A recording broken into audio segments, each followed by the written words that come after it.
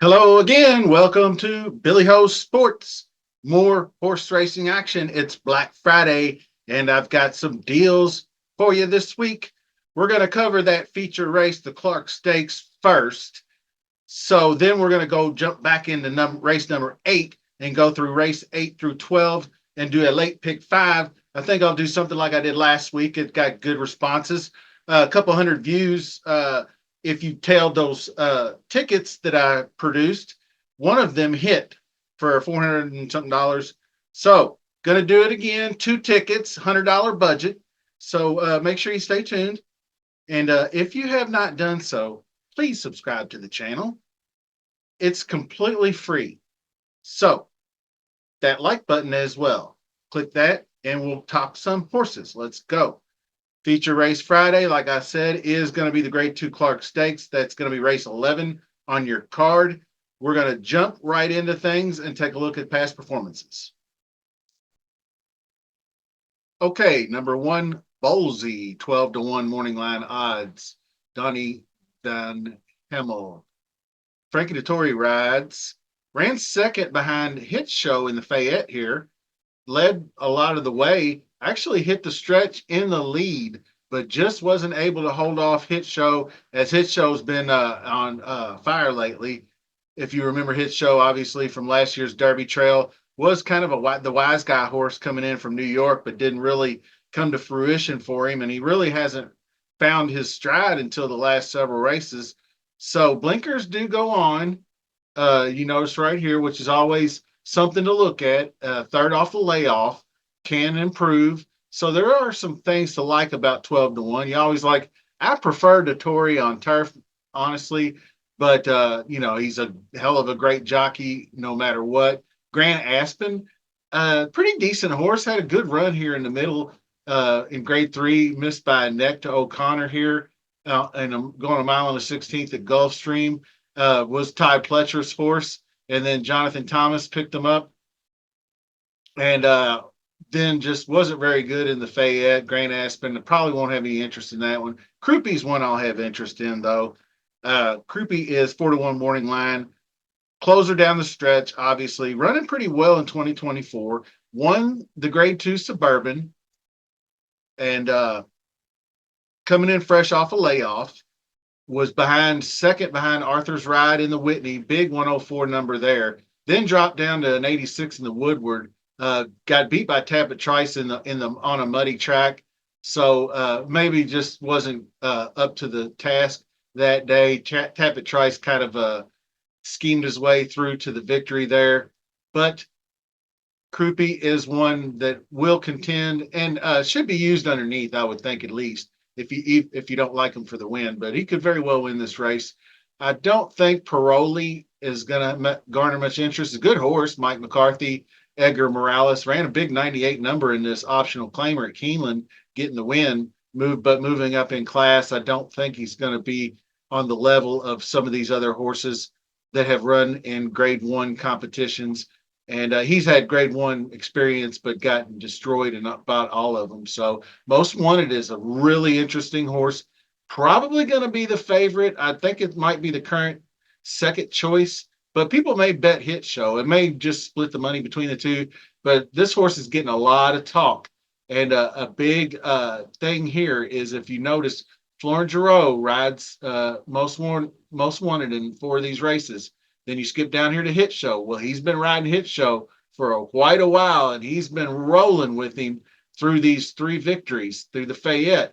Well, he's actually going to take the mount on Most Wanted instead of Hit Show. So that kind of is a telltale sign that he likes the chances of Most Wanted more than he does Hit Show. And in my personal opinion, Hit Show, I thought, was maybe facing some less than stellar fields in those greatest stakes, and is probably going to be vulnerable here. So Florent Geroux looking good aboard the 7-2 second choice morning line. But like I said, your morning line favorite just by a tick, 3-1 Hit Show. Brad Cox, he gets Tyler Gaffleone to ride. And as you can see, the three straight triple digits. The West Virginia, I didn't think there was anybody there that he faced. He did face Cook Creek and Rattle and Roll in this Lucas Classic back in September. So that was probably the strongest race. I don't think Bolsey and I don't think Uno Moss Bourbon they're both in this race, but they're both outsiders in my opinion for the Fayette Grade Two. I thought that field was just a little bit on the weak side as well. But Rattle and Roll, that brings us to Rattle and Roll. And this horse, you can see the numbers 109 out of the gate, or back in September. I'm not sure how many starts. He's 5 year old. He's got like 22 lifetime starts. Obviously, that's not his first start. But 109 way back here, 100, 104, 99, 101, 101, just banging them out left and right. Grade threes. Second in the West Willpower in the Stephen Foster last July, and then leading up into September 23, he just started. I believe what the injury was a bone bruise, so it probably started showing up somewhere around here. He wasn't at his best. Well, they shelved him after that, and then waited all the way back until they felt comfortable with him to bring him back here in September 24th in the slot. Well, he lost a hit show and did finish behind Cook Creek, but finished third and ran very well. McPeak was thrilled with the effort. So I think he's going to be working sharp. He is going to be dangerous in this race. So I'm actually starting to whittle this down to maybe between Most Wanted and Rattle and Roll. So as far as your pick five goes, maybe single one or the other on your ticket, make them two tickets, or play them both. So that's those are options, and we'll get to those shortly. So stick around. And anybody else? Oh, there's horses. My one of my guilty pleasures, I guess, so to speak, was Red Route One. Steve Asmussen, Kristen Torres is going to ride, but back in with Joel Rosario was riding him. I believe it goes all the way back to the West Virginia Derby. I believe I got almost 4-1 odds on him. He won there for me. I think that he needs at least 9 furlongs or further. The New Orleans, then he had a bunch of races at a mile and a 16th here. You could see he just couldn't get there in any of those races. And then I saw that he was going a mile and an eighth at Fairgrounds. And Fairgrounds does have a little bit longer, one of the longer, similar to Churchill, longer stretch drives. New Orleans grade two. He was able to close out to a hot pace and get it done that day at almost 5-1. So he's a good return on investment when he hits. But I don't think, even though he's going 9 here, like he has, I don't think that he's going to get like a Cornhusker type. But he always gets good odds. You can see he's never going to be like the even money chalk or anything like that. He's going to be one of the third or fourth choices in the race that he runs, and he shows up. I think he's probably a threat to cash a ticket here, like hit the board or whatnot. But I don't think that he's going to be able to close out to one of these two, Rattle and Roll or Most Wanted, or even maybe Hit Show. I'm not. I wouldn't discount that. And here is Cook Creek, and this one is one that I've actually got my interest as well. 6-1 morning line. Luis Saez riding for Mike Maker. This one was back here on June 29th. That was my day. I was there. That was Stephen Foster Day, and I watched him.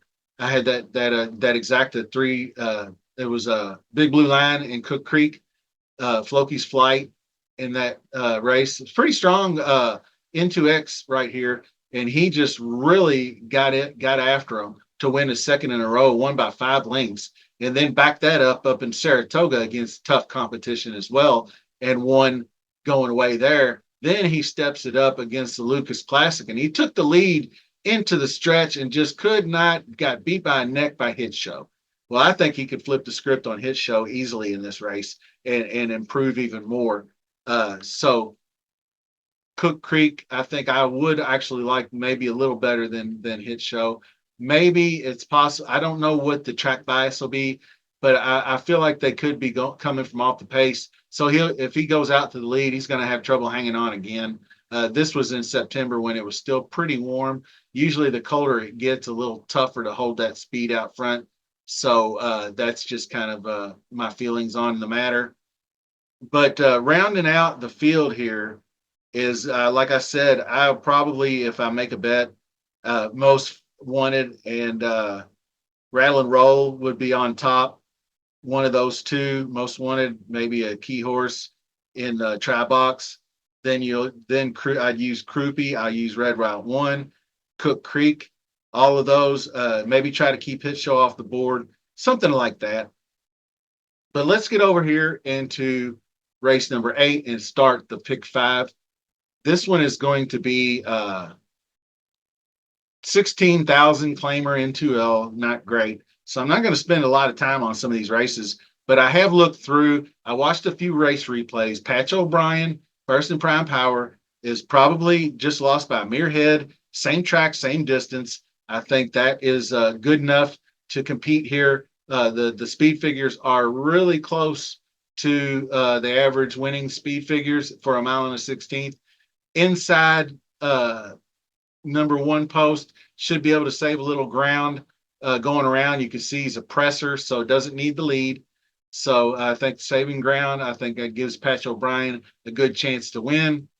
Roundball Rock, I took a look at, but I just I'm not going to spread too many horses in this race, so I didn't go with that one. Cowboy Image, I didn't go with that one either. Some of these, the trainers and the jockeys are kind of not really known to anybody in this race. But this one was an interesting one. Unworkable, the 5 horse, the race I watched here, you can see how he's just a lightly raced 3-year-old gray. So 6 furlongs, maiden debut, not much there. Then moved over to the turf, 5 furlongs, and broke the maiden at 15K. And then was going to run this mile and 70 on the turf, but it got pulled because of the weather. And then was out there in the lead. Actually got bumped pretty hard out of the gate and was on the outside, was like the post position 7 was the far outside and got bumped outside and was a little wide going in the first turn, but got out to the lead and held it pretty well and just couldn't get after it down the stretch for the late. I think that's what caused the 63 figure. I think the speed was there in the beginning, but the jockeys, I'm not really familiar with Constantino Roman as if he's better than Serpa or vice versa. But I'm gonna just say this is a horse that you could put into your pick 5 and might surprise at huge odds. You want to get a bomb in there so we can get four digits in the payout and not be so chalky like last time. Unworkable is the one that for me.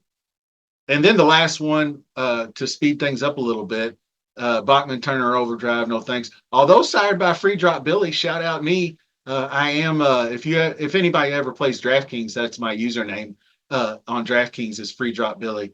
So join up with me there and join the league. I do contests for PGA, NFL, all kinds of good stuff. So anyway, moving on. Thanks, Frank. This is the one that I was talking about. Matt Shearer and Adam Baschiza, jockey trainer combo, pretty good. 20% trainer, hot trainer, pretty good. Won last out and got the claim from Brittany Vanberg. I think this horse can win the race, no doubt. 6-1, might get some good odds on it. These types of races, you might be able to get away with getting out front and setting a slow pace because these horses aren't good enough to catch you. So thanks, Frank. Got out there. You can see that plus 15 can get out there fast. You might see a wire job incoming for thanks, Frank. So probably 1 in 10 for leg 1 is going to be what I'll go with for that one. So let's jump over to race 9, keep things rolling. Race 9 is an 80K optional claimer. This one's a pretty good one. I had to do some finagling here. The first one that hit my my radar was Ichiban. And I was like, where do I know that horse from? Well, he was Linda Rice. I remember some of these races I probably played over the summer on a stakes day or something. It was on the undercard, and maybe this win or at the Big A, one or the other. But somewhere in the summertime, you can see these 3 straight good results in the OC 62 range. I think coming from tough competition in New York, every bit as good as the horses in this race. Ichiban early speed could be interesting. 25% trainer and allowances, so may improve at the shorter distance as well. So a little bit of cutback action. I always kind of like that sometimes, but it's coming off a layoff, so it's not like he's 2 weeks later he's cutting back in distance. So anyway, Ichiban on the radar. Reagan's Flame was first in prime power, but I didn't land on her. Uh, just the last few results wasn't all that great. And then you get down to here to these lower level at Ellis, and I mean pretty decent, but I just the poor speed figures I think is not looming well for this one. I think could be overbet. Uh, so Sultry Last was another one. Michelle Lovell, I did take a look at, but I didn't land on either. Cat's Cave, interesting. Michael Tomlinson, Louis Saez. You always got to pay attention to who Louis riding these days, because that dude's winning about one out of every four races. As you can see, he has been on fire. He's got 14 wins in his last 35 starts. So that is strong. So got to pay attention to Cat's Cave. Probably just need to blindly put it in your pick five, which I think I did. So Three Coats was the last one I think that I had. Michael Lauer, Edgar Morales. I thought the speed figures looked good. I thought this nose victory at Indiana on the mile and a 16th was a quality win, closing, and one that could maybe steal it down the stretch if the speed fails or if we have some kind of pace meltdown. So leg two is two. Actually, I left out the seven. I got 2, 5, and 6 in there. I left out the six. Amber Cascade, Sherry DeVoe, Christian Torres. That was the one. 90 speed figure, lost by a neck. Almost got there. So I did actually the Three Coats you can use if you want to just pay the extra money to cover yourself and use a fourth. But I had to cut it to 3 in leg two. So let's get to our first stakes race. This is going to be race number 10 on the card, and it's going to be a mile and a 16th on the turf, Miss Revere grade 2. And this is for 3-year-old fillies. Dancing and Dixie, I had a little bit of interest in, but you can see she's fallen off. I think she could probably rekindle that form she had in the summertime, and right around when she won at Churchill Downs in the Tepin back in June. That was on Stephen Foster Day. I was there for that one. So Dancing and Dixie might spark a little interest, but I don't think going to make the ticket. Buku, another one. Probably going to have some interest in. Good 90 speed figures for Philip Bauer, Irad Ortiz. That one looks pretty strong. Justify Philly, good results over the Churchill Downs turf as well. Down here with a little bit of a win way back in September of 23. And then year two, the second place finish in the Regret. And ran in the Edgewood. That was a really strong Edgewood. Dancing and Dixie was in that as well. So Buku. And then this one's interesting. Kehoe Beach, Wesley Ward, Frankie Dettori on turf. Going to include in the ticket, just blowing horses out these last two races, but is moving up in class. But just these two were just not even close. So I think the fastest sharp workout looking really good. But it is going to be difficult to hold the speed. But if this horse gets out in front and Dettori just he's just so good, he'll know what to do. So I would trust Kehoe Beach to be there. Furrow's Wine I passed on. Chilled I passed on. Pinup Betty's one that I think I'll include. The QE Cup was a little bit much, but still finished fourth. Pretty decent effort. Going to get Brian Hernandez on the mount here, but it was big odds, 27-1. This one, Kentucky Downs. Actually, if a horse doesn't run well at Kentucky Downs with the odd configuration and the turf the way it was, the turf that weekend, well, it was only a 2-week event, but the turf wasn't really in all that great a condition from what I hear from other people. So if the horse didn't take to the Kentucky Downs turf, I'll forgive it. Mile and a 5/16 as well. So it's pretty long race for Pinup Betty. But you can see down here in the Regret at a mile and an eighth at Churchill, back-to-back wins, mile and an eighth, mile and an eighth.